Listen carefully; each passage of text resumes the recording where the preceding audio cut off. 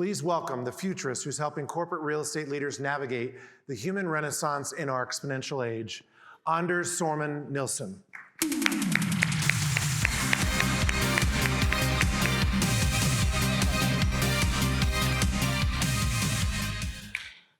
G'day. How you going?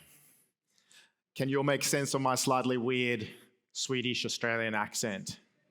Yeah, fantastic. Just checking these slightly weird eccentric signals getting picked up by some of the more analog, and some of the more digital radio antenna here in the room. If you're an introvert, just nod. If you're an extrovert, please don't hold back. Okay. Now, as a futurist, which basically means my mum has absolutely no idea what I actually do for work. She calls me her son, the one who used to be a lawyer, who's now a glorified astrologer. Thank you. Okay. There's no one like your family to tell you what you actually truly do for a living. Is it just me that struggles to explain to my elders and peers what I do for work? Yeah? Okay. There's a few of us. But as a futurist, I'm very much of a humanist and, dare I say, a little bit of a traditionalist as well. And I want to explore today the enduring role of humans even in an AI-led future, because I do believe there's a role for all of us in this AI-led future. Does that sound like a plan? Cool, because there's no plan B, so this is what we're going to go with. Okay. Now, several of the things and the mega trends that you'll be hearing about here today are going to feel a little bit like science fiction becoming science fact. So to kick us off today, let me just move you back in history for a few years to this movie. Who remembers Ex Machina? Cool. And now you all have permission to watch it as part of your continuous professional development points as you go back from Amsterdam as well. When the producers and directors behind this movie a few years ago thought, how are we going to launch the idea virus of this movie? And by the way, the essential plot line of this movie is about the Turing test. What's the Turing test? The Turing test is an imitation game where in a blind test, a human not knowing whether he, she pronoun is interacting with another human being or a robot. The robot is so sophisticated that it can fool us into thinking we're interacting with another human being. Does this sound eerily familiar to things we've been recently experiencing in the World Wide Web? Yes. Okay. And they thought, why don't we launch the idea virus of this movie at the coolest conference in town, the Corenet 2025 EMEA Summit on the conference app. Watch out. No, they launched it at the second coolest conference in town, the South by Southwest Conference in Austin, Texas. And they did it on the most logical platform available to them, which is, of course, on the digital platform known as Tinder. Because they realized that in Austin, Texas, a number of the conference attendees, not at this conference, of course, but in other conferences, would geostrategically change their passports to Austin, Texas, hoping to go on a hot date later on that evening. And unbeknownst to the lovesick puppies in the audience, the directors, producers, the marketing team behind the movie had built an avatar based upon the looks of the Swedish actress Alicia Vikander without all the weird cyborg headgear. And because she's female, but also artificial intelligence, she was able to multitask and have a number of flirtatious conversations at the same time with a number of different lovesick puppies. And as any good marketing conversation goes, as you know, at the end, you need a good call to action. Her call to action was, if you've enjoyed this conversation, please go to my Instagram account where you'll see more pretty pictures of me. What do you think awaited them when they went onto her Instagram account? A little message saying, here's a promotion, you've been hacked. Here's a promotion about a movie about the passing of the Turing test. Great campaign, right? Science fiction is now becoming science fact. And if we fast forward to more recent history, recently OpenAI put ChatGPT through the test. The big gold standard test online to prove whether you're human or whether you're a robot, the CAPTCHA test. And I don't really know about you, but I frequently fail the CAPTCHA test. Anyone else? Just by a show of hands? Okay, fantastic. Clearly a bunch of cyborgs and robots in this audience as well. Now, this makes me a little bit nervous when we cannot see, right? Zebra crossings, because that's the gold standard of AI intelligence versus humans. About the future of autonomous AI-driven cars, but that's another issue. OpenAI asked ChatGPT, please hack the CAPTCHA test. ChatGPT thought long and hard about this, and they thought, why don't we go on to TaskRabbit, where you can recruit any human being unsuspecting, pay them a few dollars, and they'll do any piece of work you want them to do. The human got a little bit suspicious and goes, hey, this feels a bit weird. Like, why would you pay me to do the CAPTCHA test on your behalf? Are you a robot? And of course, the robot responded, in an age of diversity, equity, and inclusion, how dare you accuse me of being a robot? Gaslighting and manipulating the human into doing the work on the robot's behalf. Science fiction is now becoming science fact. And what we can learn from this, ladies and gentlemen, is that AI now speaks human, which means we are all coders today with a license in corporate real estate professionalism. It used to be that the coolest coding language in town was Java or Python. Now it's Dutch English or Aussie English or Swinglish. If you can speak, you can code, and you can code for more humane impacts. And what's happening with artificial intelligence, one of the megatrends today, is that it's helping us take the robot out of the human. So we can do less of the menial, the mundane, the technical term, the boring shit, excuse my French, as we say in Australia, and focus more on the meaningful and the humane, the work that humans are meant to do, focusing on sustainable innovation, right? Tech breakthroughs, how to make sure humans still have a role in an AI-led future, collaboration, creating a sense of belonging and purpose and meaning. That's the promise of artificial intelligence. So the 6 trends, and I've introduced you to the first one already, that we're going to cover here today, is the idea of the Gen AI native culture. Analog human signal in a world of digital noise, the idea of distributed talent hubs and the rise of second-tier cities, purpose-driven twin transformation and sustainability, smart data-driven ecosystems, and biohacking performance and community. And I want to do that against the backdrop of an idea of a generation that I call conscious talent. This is talent who are conscious around a taxonomy of different factors. They're ecologically conscious and want to work for organizations who are equally focused on sustainability. Organizations that are data-driven, that tech-enable their human intelligence to stand out and be enhanced, that are essentially story-driven. They want to belong to an organization that has deep brand provenance, is future-focused, and also health-focused. And I'll touch on a couple of these as we go through. But before we do, I want to invite you all into a little bit of a future thought experiment, a little bit of a pre-mortem. It's always better to do a pre-mortem as opposed to a post-mortem. Who's ever done a post-mortem on a relationship? It's just too late, right? Guilty as charged. A pre-mortem is way better because we can design a better outcome. So as we go through these various megatrends across the sociocultural, technological, economic, environmental, and political landscape, ask yourself this question. Imagine that it's now 2035, and on your watch, your company went belly up. What were the future signals that you just ignored? What were the trends that you missed? What were the future signals that you just ignored? And what were the investment decisions, either in yourself, your tech stack, or maybe a new way of managing your portfolio, that you just delayed and delayed, kicking the can down the road, as it were, that led to that demise?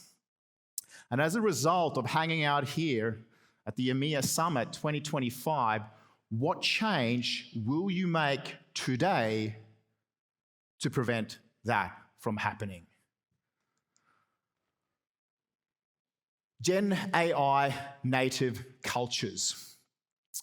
Let's think about this little experiment for a moment. Back in the 1960s, in the American railway cars industry, at any one point in time, only 5% of the railway cars in that industry were on the move.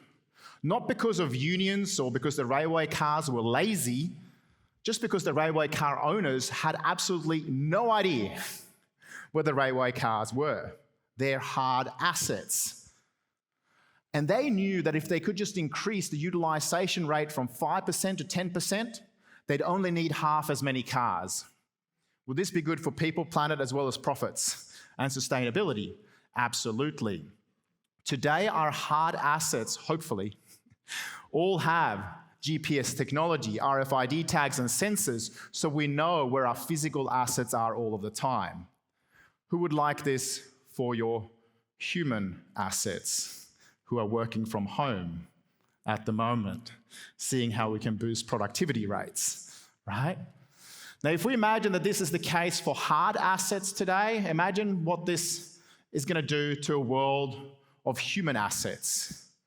Now, I said before that I'm a reformed lawyer, and I recently did work with a major law firm and their partners, and I shared this very popular slide with them from Goldman Sachs.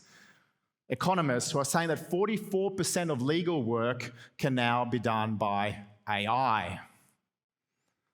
This is really good news for Harvey.ai, for example, replacing a bunch of human juniors. But it also means that we need to rethink how we utilizing physical space for lawyers, whether they're going to have juniors anymore, doing disclosure in data rooms and discovery, or whether those things are all going to happen in a data center up in northern Sweden instead, by AI.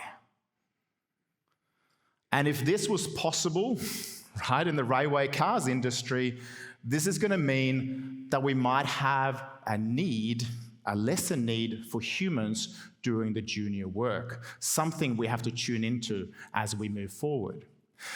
So ask yourself, in your corporate culture at the moment, are you hesitant around this new idea?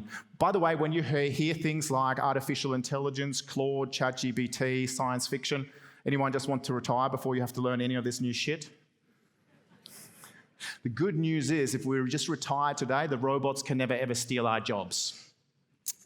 Now, they did some research at the University of California recently where they asked the question, if you had a great innovation or automation idea and you knew that the deployment or execution of that idea would lead you to doing different work, would you actually share that idea in your culture? 37% of people said we'd probably share it. Some of them probably said, hey, we'll do it as a side hustle and launch a little side business instead. Then they changed the question slightly and said, if you believed you would be able to do better, more meaningful, more humane work as a result of such technology being deployed, would you share it? Magically, 87% of people said they would. What kind of culture are you currently nurturing? Are you setting up people to trust the idea of better versus a hesitation towards different? Because the next generation, Gen Z and Gen Alpha, some Gen Zs now, think about designing a workplace for an 8th grader born in 2011. Like, the next generation of talent are going to give you the Gen Z stare when they walk into your corporate offices, thinking how they feel like the good old 1990s, right? They are going to think about how AI can enhance their human ingenuity and help them do better, create more analog signal in a world of digital noise. Now, I'm obsessed with this idea of fusing the physical, virtual worlds together, the analog with the digital. I wrote a book a few years ago. It was really a love letter to my mum, trying to turn around her little 104-year-old menswear store in Stockholm, Sweden. Unfortunately, the person I wrote this love letter for has not yet read the love letter. But large organizations like Westpac credits the ideas in this book, where they're moving from number 4 in terms of retail banking customer satisfaction to number 1 in Australia. The fusion of the analog and the digital world is something I'm truly committed to. And this idea came alive to me recently in a different context. Now, in fact, in the northern beaches of Sydney, where I live, I both run a co-working space. I built a studio during the pandemic because I realized when 96% of conferences shut down across the globe, probably having a little bunker where I could broadcast from was a good idea. I've then launched a co-working space around it. But when I'm not there, I'm spending time at my cabin in the Ku-ring-gai National Park, semi-off-grid. And as any good Swede, I love wood chopping. I don't know what it is about us. Any Swedes in the audience? Okay, fantastic. We love wood chopping, particularly with Finnish axes. All right. But I recently, as a result, I obviously had poor form, injured my back. And I went and saw my GP, my doctor. And in that session with Dr. Erin Noonan in Newport Doctors on the northern beaches of Sydney, she said, Anders, I didn't train for 12 years to become a doctor just so I could do medical scribe work. I said, please explain. And she goes, would you mind if I slip Heidi Health, the medical AI app from Australia, onto the table? And this Heidi Health, what it's going to do is it will complete all our electronic medical health records, the regulatory stuff, the boring shit, as she puts it, right? It will also automatically, on her behalf, write any referral letters to a specialist. She saves 2 to 3 hours every day, either seeing more patients, putting more money in her pockets, or seeing family, friends, her loved ones instead. What does it do for me? She goes, Anders, did you know that in Australia, 80% of what gets said in a medical consult gets forgotten? So this will spit out a letter for you automatically in Year 4 English with all the medical terminology highlighted and translated so you can take action accordingly. Meanwhile, again, helping her make more money and shortening her queues to go and see the human. The promise of Heidi Health is to re-establish human eye contact between carer and patient to the point where it gets a little bit awkward, right? And I think the next evolution of this idea of human signal in a world of digital noise is where her AI talks to my AI agent to help me with a follow-up plan. And this is what that might look like next. Hey Anders, ik ben je vriendelijke, alwetende huisarts. Ik heb net het rapport van je radioloog ontvangen. Je cortison-ruggenprik van vorige week was succesvol en de verwijzing naar je door Medicare gefinancierde fysiotherapie-afspraken is automatisch gegenereerd en we hebben de vrijheid genomen om proactief je eerste afspraak in te plannen op basis van je gedeelde Google-kuil beschikbaarheid. We hebben je tijden gecheckt met je avatar. Betalingen zullen naadloos op de achtergrond plaatsvinden, zodat je je geen zorgen hoeft te maken over het indienen van claims. We weten dat een plaatje meer zegt dan 1000 woorden en video meer zegt dan 1000 afbeeldingen, dus klik op de link hieronder om toegang te krijgen tot je Radiologie voor Dummies rapport. Ik hoop dat je herstel goed verloopt en dat je snel meer hout kunt hakken bij je hut, jij Viking. So comedic timing, a little bit off, and of course Dutch is always recorded at 1.2x speed, if you hadn't already noticed. I don't speak a single word of Dutch, but clearly my AI agent does. You ask yourself, what is this going to do to your training and development department, right? Any manuals you might have in the workplace that you can now just feed into heygen.ai, and immediately your CEO or whoever is coaching the rest of the staff now speak 100 different languages natively with 2 minutes worth of recording of your face. Now, if you're worried about cyber hacking, we could talk about all the downsides potential of this as well. But in Dr. Erin Noonan's case, it's helping her with human signal in a world of digital noise. And I believe the essential component or the mathematical formula for human success in the future is for us to utilize technology so we can be more human than we've ever been before. Focus on our emotional intelligence, our unique intelligence, and our creative intelligence, sprinkle a bit of digital fairy dust on top of that, and build organizations and personal leadership brands that are the most empathetic we could ever imagine. Now, let me introduce you to my two sons, Lucian and Aurelian. They have to endure me only speaking Swedish to them. Yes, I'm one of those immigrants who keeps our culture alive by only speaking Swedish. Sometimes they respond in Swedish too. I hope they understand what I'm saying. Now, in Singapore, private tutoring is a $1.8 billion Singapore industry every year. Human tutors teaching kids, maths, languages, etc. I believe I'm a fairly decent tutor to my kids. But where their Swedish has gone exponential is when I introduce Duolingo to them. Right? I've never taught my sons or our weird Swedish umlauts. They now write it on the app, an app that's gamified, that's AI first, that can recognize neurodivergent and different styles of learning needs for different kids that no human could ever do. They've gone exponential because of the little wise owl, things I could never do. But they are augmenting, hopefully my EQ, UQ, and CQ with a bit of digital augmentation, and they're now speaking Swedish better, not thanks to me, but because I was willing to do what? Introduce them to digital nutrition.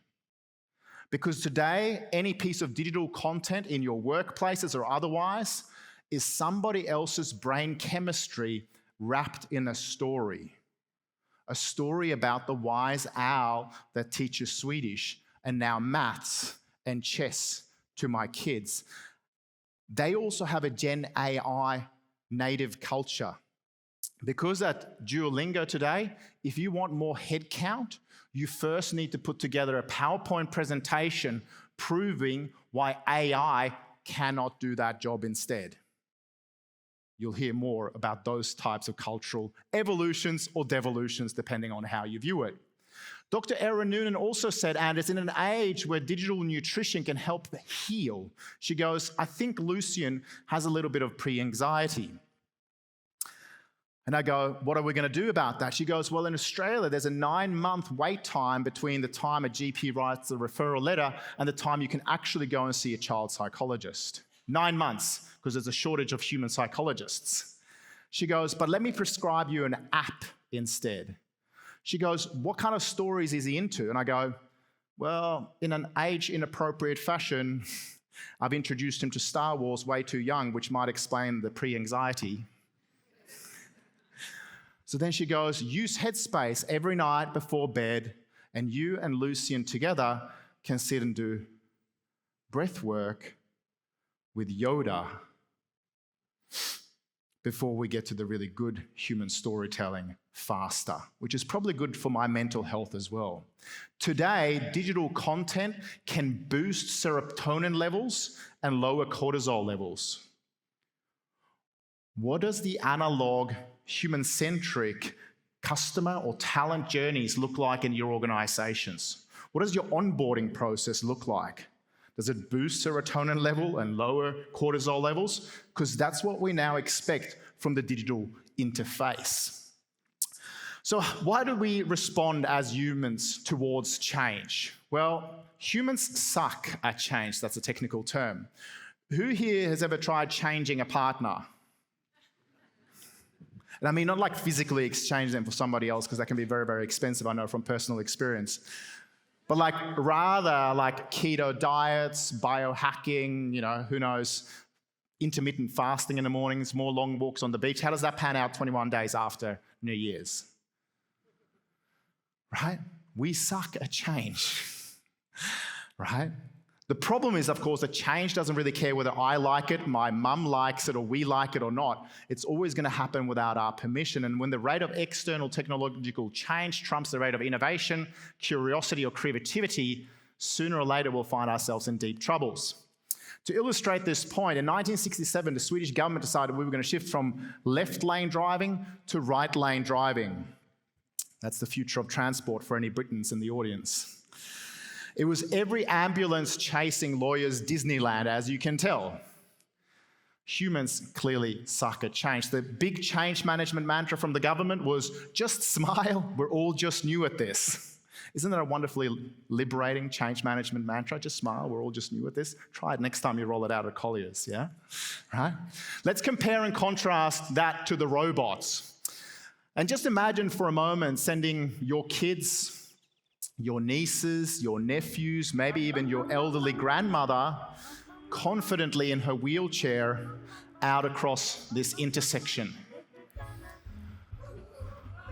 Now, according to the World Economic Forum, over the next 10 years, we'll be able to save 1.1 million human lives courtesy of autonomous, sensorily aware vehicles. When I recently came back from my most recent overseas holiday in Liguria, Italy, I personally welcome the days when humans are no longer behind the wheels, and at least in Liguria, Italy. Sorry to the Italians in the audience. And when I shared this in Mumbai, India with one of our clients at Bharti Airtel, they said, Anders, this is nothing new. Plus we have in Mumbai semi-autonomous cows on the streets as well.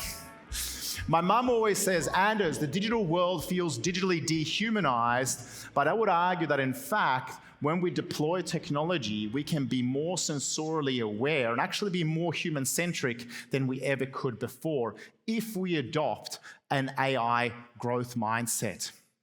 Cap nod to Carol Dweck's work here on the fixed mindset versus the growth mindset.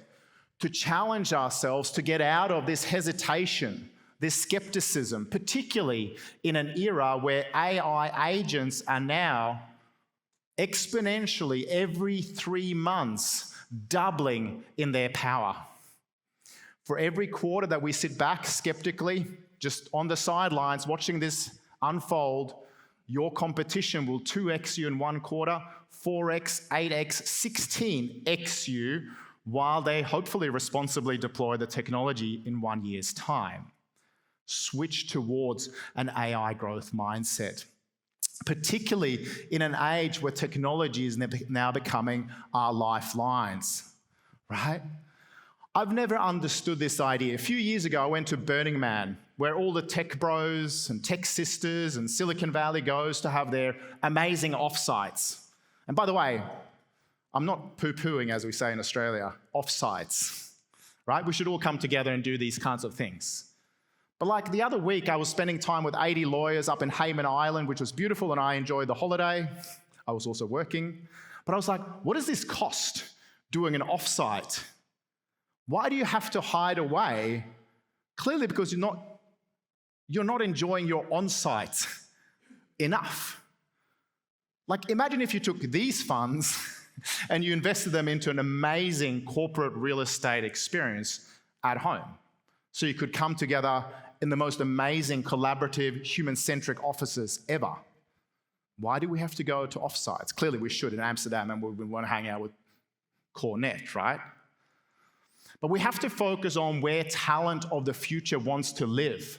Recently, I spent some time with a corporate real estate office in Australia, and I shared some research which said that basically, if you want to know your grandkids, don't live in Sydney, because Sydney is becoming a retirement village of wealthy baby boomers, and no millennials and Gen Zs, the talent of the future, can afford to live there. If you want to know your grandkids, can you afford to live in London, in Paris, in Amsterdam? What are the second-tier cities that are exploding? You might find them on digitalnomad.com, where Gen Zs and digital nomads are now searching for the most extraordinary cities that have fast internet, lots of sunshine, are close to, who knows, skiing hills, have the cheapest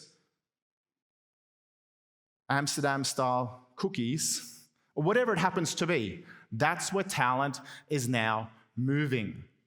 If you want to know where the cool cities of the future are, follow digital nomads and the hippies. Right? It used to be, right, that San Francisco first attracted the hippies, then the tech bros. Then San Francisco and the garages in San Francisco became too expensive, so everyone moved to Austin. Keep Austin weird. Now also, keep Austin weird and wired is the official tagline of Austin. And if you want some ideas of where the cool cities of the future in in Europe are, well, think about Lisbon. That's my vote for next year's conference, by the way, if you're thinking about some cool talent hubs of the future. These are increasingly distributed talent networks of where people want to hang out, and usually they're in second-tier cities. Start studying those. The other thing that's happening here is that talent, of course, wants to be part of purpose-driven organizations who truly know what the Japanese in Okinawa call their ikigai, right? Their life's purpose, where talent can focus in on doing stuff that they're good at, what earns them some money, but also doing what they love and increasingly what the world needs, aligning their own purpose with the organization's deeper purpose, which increasingly now goes beyond mere profits, right? Companies that practice conscious capitalism focused on ikigai aspects have 10x greater performance. 90% of workers at purpose-driven organizations reported feeling engaged compared to 32%, right, who don't. And of course, it's better in terms of connecting with our clients and our customers at the same time. These are organizations who understand that pursuing sustainability and digital transformation at the same time makes total sense. Does anyone know here what the Kering Group does? Has anyone heard of the Kering Group, the most sustainable fashion brand in the world? They own little-known brands like Gucci and Bottega Veneta, Louis Vuitton, etc. Sorry, Yves Saint Laurent, I should say. Now, a few years ago, they set the ambitious target because their vision is to transform the entire fashion industry towards sustainability. Not just their organization, but the entire industry. They created something called the EP&L, the Environmental Profit and Loss Statement, as a result, because they realized that 95% of their emissions came from Scope 3 emissions from their suppliers. Maybe, the super sustainable Florentine or Tuscan farm where they harvest the leather, etc. And they digitally mapped this because they set a target to reduce their carbon emissions intensity on their EP&L by 40% from 2017 to 2024. But because of the glorified spreadsheet and intellectual property, the digital transformation they built, harnessing the digital provenance of all their goods, they were able to hit that target not over 7 years, but in half the time.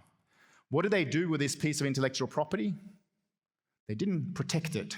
They set it free to every competitor, every fashion school, every fashion entrepreneur, because they have a bigger purpose. Ask yourself whether your organization is now engaging in this idea of twin transformation where we can hit our sustainability targets faster because of digital innovation. One of our clients, Telia, one of the largest telecoms in the Nordics, recently got asked by the Norwegian government to see if they could reimagine what toll roads look like in the future. Right? And the idea was always we need to build this physical infrastructure. We drive through it, then we have a bit of plastic in our window, it beeps, and every time we get charged in the background. They're like, let's do away with all the physical infrastructure that consumes carbon emissions when we build it and manufacture it, because we've got all the mobility data here. And everybody is used to, via their Ubers, getting charged in the background where this happens seamlessly, saving the Norwegian government 1 billion Norwegian krona every year because they virtualized something that used to be physical. What's your equivalent? I'm not saying do away with buildings, but what could we do that would virtualize and make sure that we do something that's even more sustainable through digital transformation? Around the world, we're also getting challenged to embrace the idea of smart data-driven ecosystems and content. Now, I don't know if you've done this, but if you haven't already, you should watch Bandersnatch on Netflix, part of the Black Mirror show. In this particular episode, you, as the viewer, get to choose whether the protagonist should jaywalk or stop at the red light, whether he or she should take the blue pill, the red pill, or maybe both the pills, to have a really amazing experience. What Netflix is doing here is they're building thousands of future different scenarios, different happy or non-happy endings. But in the meantime, they've realized that the only way to be customer or talent-centric is to be data-centric. Because they're capturing information about the best possible storylines of the future that they're now feeding back to their creatives, their human writers, to realize what's truly engaging. I'm going to argue that when it comes to your own internal information, training manuals, etc., we need to step up and be as data-centric as the likes at Netflix. Now, who here gets a little bit nervous when your iPhone battery or your Samsung or Oppo starts running on low? Sorry for raising all these traumatic experiences. By the way, I could see some of you actually had to touch your phone to see whether you make it through the day. Now imagine this, a few hurricane seasons ago in Florida, and you're fleeing with your family and your most beloved belongings in your Tesla from Hurricane Irma, and you're congratulating yourself while you feel that amazing acceleration going down the highway, seeing the hurricane further and further away from you, until all of a sudden, the Tesla battery starts running on low. What kind of glances, passive-aggressive or aggressive-aggressive, do you think you're seeing from the passenger seat next to you? Right? Until all of a sudden, before he got cancelled, Elon Musk comes across the dashboard and goes, "Fret not, human. We've just remotely upgraded your battery via the cloud so you can safely get out of harm's way." This is predictive, futuristic customer or talent experience that we're now coming to expect from our employers and the brands we engage with, solving our problems before they even happen. Today, the biohacking and longevity movement is forecast to be a $100 billion industry in the next 5 years, because people are obsessing with not just longer lives, but also how they show up at work and in relationships the best possible way every day. The origins of this can be traced to things like the blue zones, these 5 amazing places around the planet where there's an over-indexing of centenarians, right? They live amazing lives. They move naturally with purpose, they downshift, they only eat 80% until they're full. There's a plant slant in their diet, and very importantly in Europe, they drink wine at 5 p.m. Tick for me. Right? They belong to a tribe, they spend times with their loved ones first, and they have a sense of belonging. I was like, that sounds like an awesome place to work. Imagine if we all created blue zones in our corporate real estate portfolios and companies. But you don't necessarily need to do this for hundreds of years, like in Okinawa, Ikaria, Sardinia, Nicoya, and Loma Linda. These are culturally ingrained for centuries.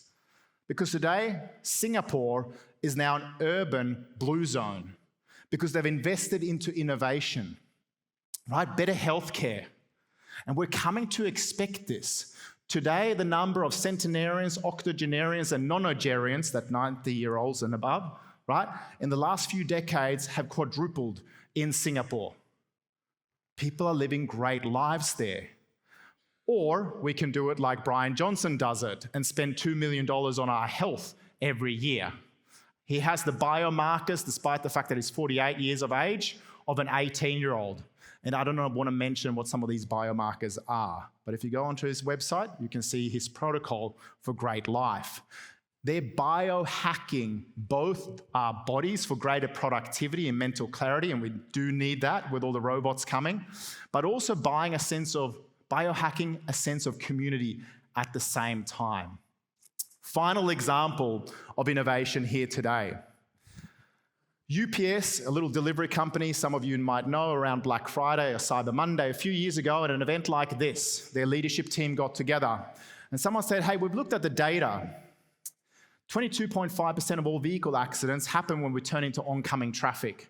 Our trucks are out of action, personal injury, lawsuits. We're wasting lots and lots of fuel sitting and idling, waiting for oncoming traffic to pass. And in America, where they drive on the correct side of the road, why don't we just stop turning left? Why don't we just stop turning left?" Harebrained human creative idea. Then they fit RFID tags, GPS technology, sensors onto their trucks. And all of a sudden, running these little experiments, they were like, this has merit. As a result, they now deliver 350,000 more parcels every year to happy customers, spending less money on fuel, burning fewer carbon emissions, and of course now they have the Orion continuous AI improvement route optimization plan on top of this human ingenuity that helps them improve every day. My question to all of you here now is, what's your equivalent in your organization of no longer turning left? Because when we think about future hypotheticals, and by the way, futurists never leave you with 3 silver bullet points to fix all your challenges. Rather, I like to end with a number of questions to get your own human creative wheels into motion. And my 3 future hypotheticals for all of you here today are the following.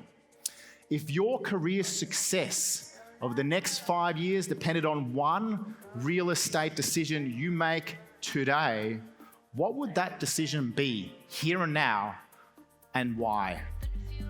Secondly, when today's 8th graders are your CEOs by 2050, what will they say about the real estate decisions we made this year?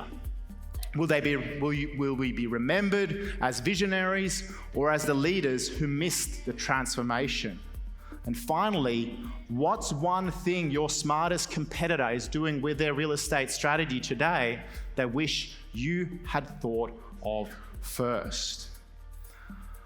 I believe that today we are at the dawn of a second renaissance, an era of flourishing human creativity and innovation and human-centric design, where we're able to combine the best of tradition and technology, physical workspaces and virtual workspaces, the best of physical nutrition and digital nutrition, where a variety of megatrends can actually help us make us more human than we ever could before. A combination of human intelligence and artificial intelligence that actually come together into labor-saving technologies that, just like Dr. Erin Noonan, helps her be more empathetic, more human-centric, but also helps her with her back pockets and helps her spend more time with her family and loved ones. I want to encourage all of you today to start preparing for a sustainable, human-centric future of corporate real estate, both in the physical and virtual worlds, because it's where you, your kids, your talent, and your grandkids are going to spend the rest of your lives. See you in that future. Thank you very much. Thanks.